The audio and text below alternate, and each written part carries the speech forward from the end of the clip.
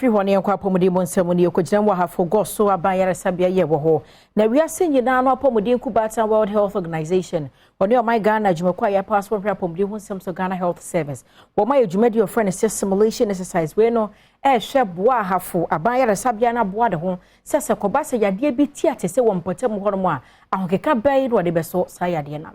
Health Organization and Ghana Health Service edi dwuma bi e wa Ahafo Goaso aban ayare sabia wo hwe se Sebia putuprum yare bi etu etese ewo mantamu honomo a ahoboa yare sabia no aya wode besoso sa yare no ano na bra wonum edi dwuma no ewieye no na Dr. Bernard Ziem ya oye enyu kwanchefo hwe public health so abedi akire ewa Ahafo mantamu ene amane boni samia sa retwetwe nkomo a wo kire mu se dwumadi a wonum edi ye no ne Ghana Health Service ene WHO ehunu ye ne se ayare sabia no aye krado ewo fa bi a obetumi ade asoso ohaw bia ebepeda ne mu so putupuru ewo mantamu honomo ano nenso ehu behia se ayaresabia ne hihye ebegu akwan mu se de ebe ya yawe bi etu etese a ensane manfo dodo no a ba finance no mu a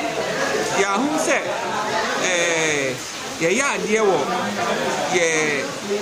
disease surveillance no ye detect yare no ntem sample taking no ye no ntem ena response command no director no hospital director no otimi friend ni workers ni nyina abomu amanie na o share omu nyina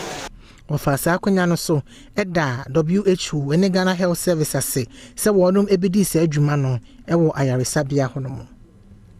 national and international requirements say every health facility